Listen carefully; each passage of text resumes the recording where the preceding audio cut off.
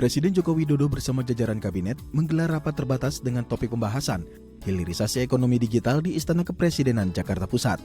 Pemerintah optimis bahwa prospek perekonomian digital memiliki potensi mempercepat laju pertumbuhan perekonomian nasional.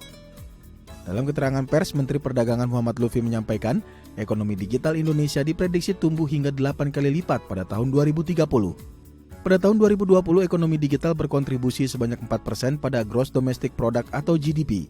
Sementara pada tahun 2030 mendatang, pertumbuhan GDP Indonesia diprediksi meningkat dari 15.400 triliun rupiah menjadi 24.000 triliun rupiah.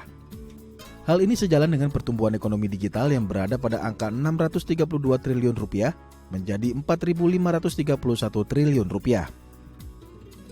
Menteri Perdagangan menambahkan dengan jumlah populasi yang besar, Indonesia akan memegang peranan penting dalam ekonomi digital di kawasan ASEAN. Bahkan produk domestik bruto atau PDB ekonomi digital Indonesia diprediksi akan tumbuh melebihi 55% bagian dari PDB ekonomi digital ASEAN. Indonesia akan mempunyai GDP besar lebih dari 55% daripada GDP digital ASEAN, jumlahnya kira-kira 323 triliun dan akan tumbuh menjadi 417 triliun pada tahun 2030.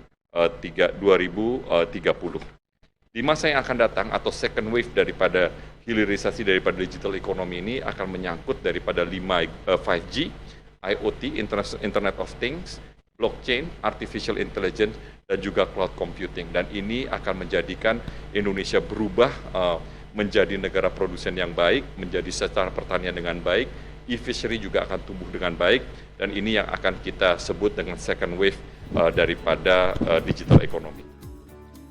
Melihat potensi tersebut, Presiden Joko Widodo menginstruksikan jajarannya untuk mempercepat upaya digitalisasi serta mendorong para pelaku usaha mikro, kecil, dan menengah untuk masuk ke dalam ekosistem digital. Menteri Koperasi dan UKM Teten Mas Duki menyatakan berdasarkan data dari Indonesian E-Commerce Association pada bulan Mei 2021, terdapat 13,7 juta pelaku UMKM Indonesia yang telah tergabung ke dalam ekosistem digital. Pemerintah telah menargetkan pada tahun 2024 mendatang, jumlah pelaku UMKM yang tergabung dalam ekosistem digital dapat meningkat dan mencapai target hingga 30 juta pelaku usaha.